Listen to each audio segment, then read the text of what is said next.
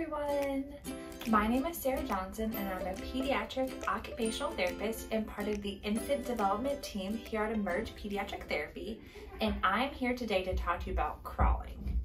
Now, crawling has been a topic of a lot of debate over the past couple months after the CDC removed crawling from its developmental milestone guide. Crawling was previously expected on this guide between 8 and 10 months of age. Even though crawling was removed from the CDC's checklist, crawling is still very important and it's something we want all of our infants to do. So today I'm going to talk to you about the benefits of crawling, some red flags about crawling, and some things to encourage your infant to crawl if they're not doing so already. So the first thing we're going to talk about is the benefits of crawling. So first of all, crawling can help with strengthening and stability. And the main thing we think about is strengthening of the neck muscles, so the infant's ability to hold their head up while they're crawling. Also strengthening their shoulder muscles as they're having to push on the ground and weight bear through their arms, as well as strengthening their core. They're having to keep their body upright in that position. And finally, strengthening the hip muscles. The next thing that crawling works on is actually fine motor skill development. So through the process of crawling, the intrinsic or small muscles of the hand are actually elongated or stretched, as well as the palmar arches are developed. And the palmar arches are what aid in further fine motor skill development later on, including things such as handwriting, eating with a spoon, or picking up small objects. The next benefit of crawling is binocular vision. And binocular vision is your ability to look up and at an object that's far away and then look back down to where your hands are and go back and forth between those two items. And this is very important for crawling because the infant wants to see where they're going, but also where they're at. And this vision plays a part later on when we're looking at spatial awareness and judging distances. There are also physical and neurological benefits to crawling, and the one we think about the most is the fact that during crawling we have a reciprocal body movement, which means we use one arm and the leg on the opposite side of the body, and we do that back and forth pattern.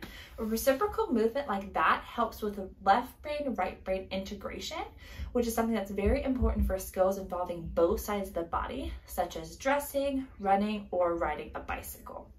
And the final benefit for crawling is our sensory system. So the primary things that we work on in crawling through the sensory system are the tactile system, or the feeling of different textures on our hands or our knees, the vestibular system, which is how our head is moving through space, looking specifically at the inner ear, the vision, which we've already talked about a little bit, the proprioceptive system, which is the feeling through our muscles and our joints when we're on the ground and we're pushing through them, as well as overall sensory development.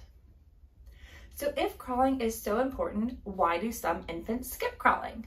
So the first reason some infants might skip crawling is because of weakness. And this could be in their arms when they're working on pushing up. It could be in their core, and it could also be in their legs and in their hip flexors. Another reason infants might not start with crawling might be visual deficits. So they might have difficulty with that binocular vision of looking up at something and back down at their hands. They could also have muscle tightness. This is likely due to interuterine positioning. They could be in containers a lot and not have access to free movement on the ground.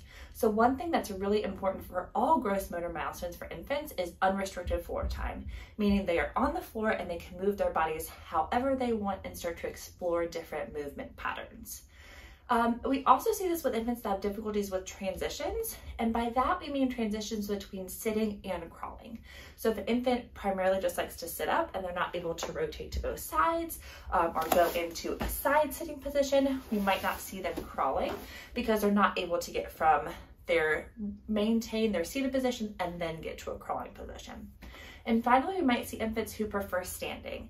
Standing in very young infants is oftentimes due to them locking out their legs and they're not using their muscles and working on that strengthening. So we might see infants that prefer that over crawling, which is more difficult to coordinate, and if they have a weakness, might be more difficult for them to maintain.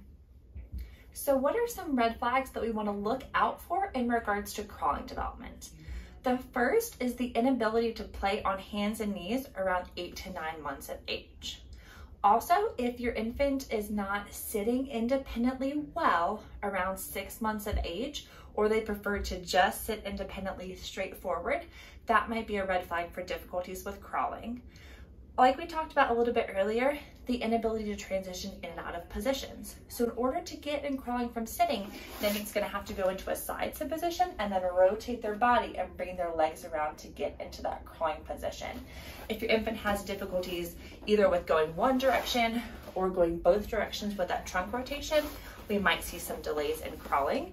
And also, if your infant prefers a W sit position, which is the legs out really wide, that puts their legs in a more difficult position to transition out of, as well as poor tolerance for tummy time after 4 months of age. So if the infant is not wanting to be on their tummy, they're not going to practice pushing up on their arms, which is a precursor to crawling, and then getting up on all fours and rocking, which are all what are going to be what moves them towards the act of crawling. So now that we know the red flags, what are some ways we can encourage an infant to crawl? So the first is encouraging lots of tummy time. Tummy time is not just important for young infants, it's important for infants of all ages and really kids for all ages. So get on the floor with your infant, work some on their tummy and really build up those tummy and arm muscles. The second is plan different types of services. So practice having a toy in front of you, practice having one to the side, have it on a coffee table that's raised a little bit or a couch that's raised a little bit more. That will work on your infant going between different positions and really having to work on reaching for objects in different ways and moving their body different ways all over. Next, one way you can encourage your infants to work on crawling is actually using rolling toys. So if an infant is playing with a ball or a car or a train and it rolls away from them, they're going to be more motivated to go after that toy because it rolled away from them and it's something they did on their own. So rolling toys can be a great thing to incorporate when you're working on crawling. Another thing can be doing sensory play. So anything that's stimulating the hands and giving them more tactile input. So you can do tummy time on a water mat. You can fill up a small bag that has some rice and let your infant weight bear on that. Take them outside on the grass or carpet versus hardwood floors. But any different sensory experience is going to prepare them for the variety of surfaces that they're going to be crawling on later in life.